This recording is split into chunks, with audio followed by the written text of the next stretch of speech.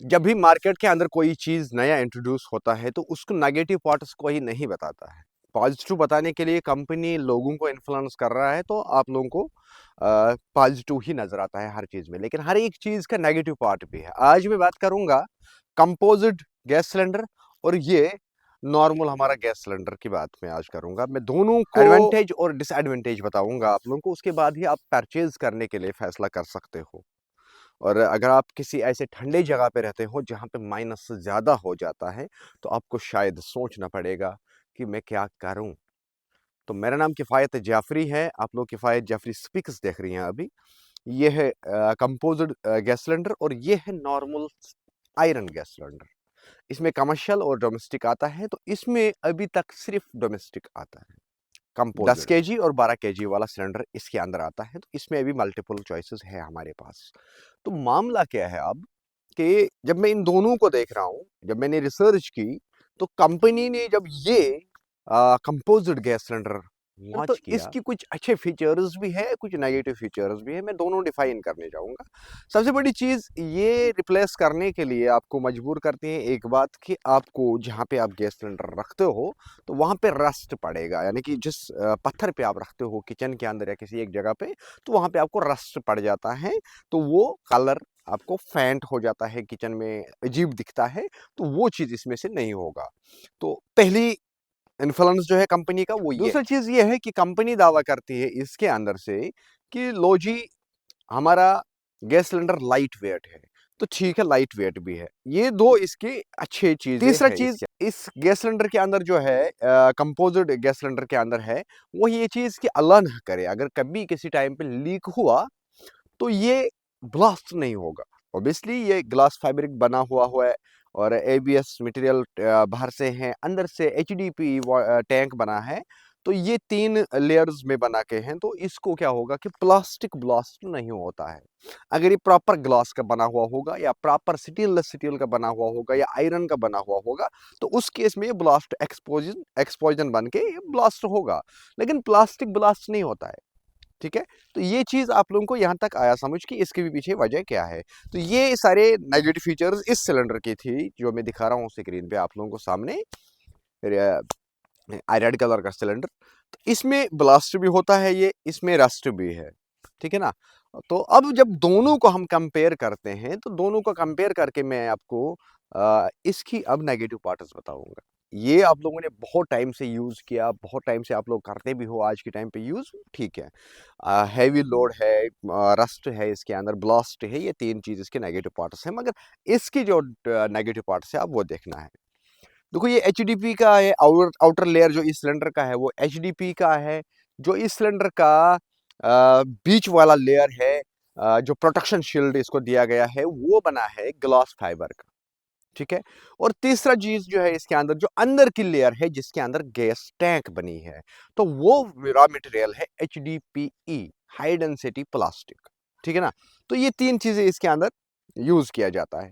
तो तीनों चीजों के ऊपर जब लास्ट में हम रिसर्च करते हैं, तो तीनों है प्लास्टिक के। तो तीनों का मेल्टिंग पॉइंट जो है वो है 60 डिग्री अराउंड, मेल्ट होना स्टार्ट हो जाएगा 60 डिग्री अराउंड। इसमें एबीएस का 150 1050 है, ग्लास फाइबर का अलग है, एचडीपी का अलग है, लेकिन अराउंड की अगर हम बात करेंगे तो 60 डिग्री के आसपास पिघलना। अब इसको मद्देनजर रख के कंपनी ने बाज़ाब्ता तौर पे इस गैस सिलेंडर पे लिखती है कि कभी भी ये कंपोजिट गैस सिलेंडर धूप में नहीं रखना है। ठीक है?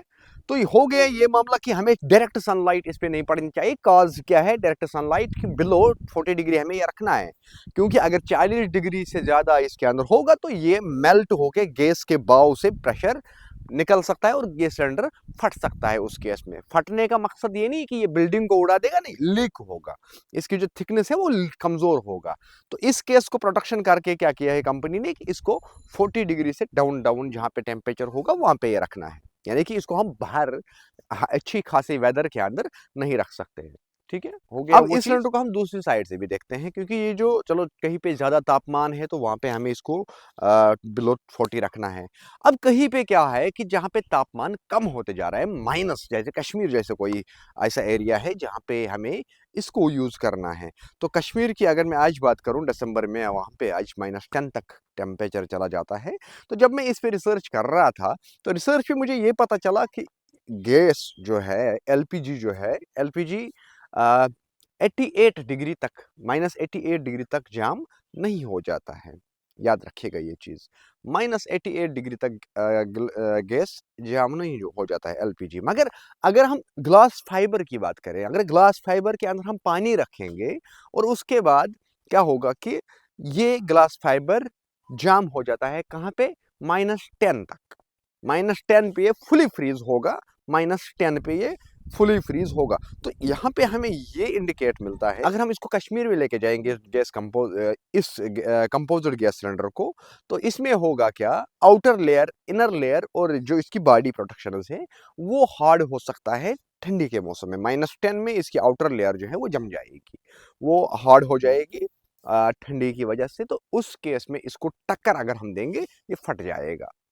फॉर एग्जाम्पल आप ले लो, आपका -10 एरिया है, उस 10 एरिया के अंदर आप इस गैस सिलेंडर को नचाते नचाते रोड पे घुमा के लेके जाओगे, तो आप इस सिलेंडर के साथ वो चीज़ नहीं कर सकते हो। आप इसको ज़बरदस्ती टक्कर नहीं दे सकते हो। हल्का सा टक्कर दिया, ये गैस सिलेंडर उस केस में क्रैक होगा। क्यों? इसके अंदर होती है 3 चीज़ लगा के, एक होता है ग्लास फाइबर, दूसरा होता है एबीएस, तीसरा होता है एचडीपी रॉ मटेरियल की टैंक बना के। तो ये 3 चीज़ें इसके अंदर रॉ मटेरियल की कहानी है।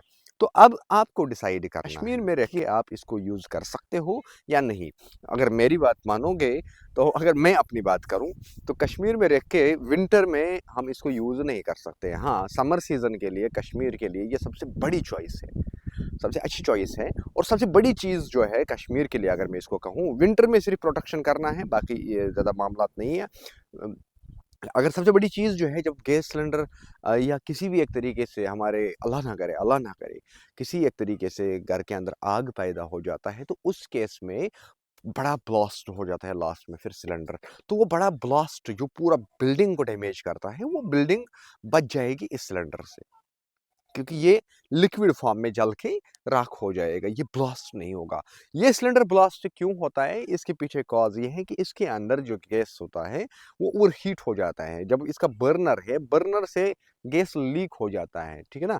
आउटर साइड से गैस लीक हो जाता है, आग पकड़ता है वो। उसके बाद क्या होता है कि अंदर, इसके अंदर वैक्यूम क्रिएट हो जाता है। वैक्यूम से होके बाहर से हीट होता है, तो वो वैक्यूम जो है गैस सिलेंडर के है, इस आयरन ब्लास्ट को वो ब्लास्ट कराता है, वो हमारे प्रॉपर्टी को बहुत ज़्यादा डैमेज करता है उस केस में। लेकिन अगर आप किसी अच्छी जगह पे रहते हैं जहाँ पे आपको बिलो 40 टेम्परेचर रहता है, तो आप इसको आराम से परचेज़ कर सकते हो, आराम से परचेज़ कर सकते हो।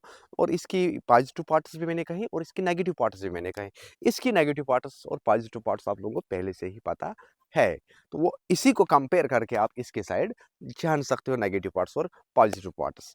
तो ये कुछ इन्फॉर्मेशन थी कंपोज्ड गैस सिलेंडर को लेके और नॉर्मल गैस सिलेंडर को लेके। मेरा नाम किफ़ायत जाफ़री है, आप लोग किफ़ायत जाफ़री स्पीक्स देख रही है। मिलते हैं किसी एक वीडियो के साथ, तब तक दीजिएगा इजाज़त। अल्लाह हाफ़िज़।